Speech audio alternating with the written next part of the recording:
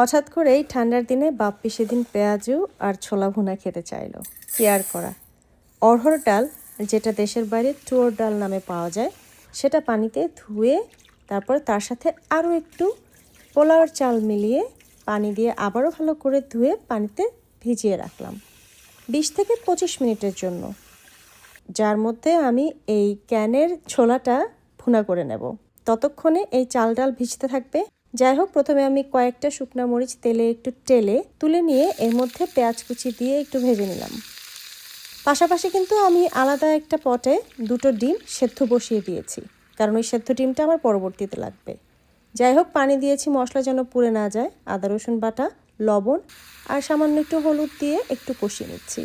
এরপরে দিয়ে দিলাম ক্যানের ছোলাটা ধুয়ে পানি ঝরিয়ে নেওয়া, এবং সেই সাথে আলু আমি ছোটো ছোটো টুকরো করে কেটে এর সাথে দিয়ে দিয়েছি।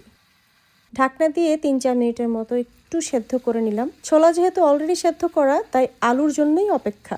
এরপরে ঢাকনা তুলে একটা টমেটো ছোট ছোট টুকরো করে দিয়েছি। এতে করে একটু ঘন লাগবে দেখতে, এবং এটা খুব শুকনো শুকনো লাগবে না। এরপরে আবারও ঢাকনা দিয়ে ঢেকে তুলে নেড়ে চেড়ে মোটা করে কেটে রাখা পেঁয়াজ এবং কাঁচামরিচ কুচি দিয়ে ধনেপাতা দিয়ে নামিয়ে নিয়েছি। যে সেদ্ধ ডিমের কথা বললাম, সেই ডিম দুটো আমি ঠিক এইভাবে স্লাইস করে ওপরে পরিবেশনের জন্য দিয়ে দিয়েছি। আর প্রথমে ভেজে রাখা শুকনো মরিচ, ব্যাস হয়ে গেল প্রফেশনাল। 20-25 মিনিটই যথেষ্ট এই ডালটা ভেজানোর জন্য। আপনারা যদি চটজলদি খেতে চান মসুর ডাল দিয়েও করতে পারেন, বাট আমি টোর ডাল দিয়ে করি। একদম পুরোপুরি মিহি করে কিন্তু করা যাবে না, আমি হ্যান্ড ব্লেন্ডার ইউজ করেছি, আপনারা খেয়াল করেছেন, একটু ভাঙা ভাঙা থাকবে। এদিকে বলে আমি পেঁয়াজ, কাঁচামরিচ, ধনেপাতার সাথে আদা রসুন, লবণ এবং হলুদ মাখিয়ে ভালো করে কচলে নিয়েছি আগে, তারপরে ডালটা মিশিয়ে নিয়েছি।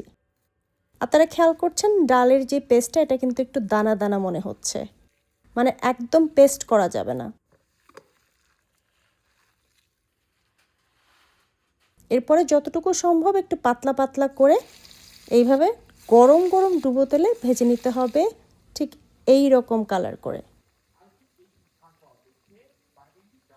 ব্যাস হয়ে গেল ছটপট একদম মুচমুচে পেঁয়াজু। আজকে রাতের জন্য এটাই আমার ডিনার।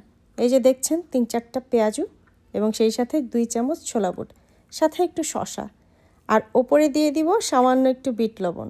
আর কি লাগে।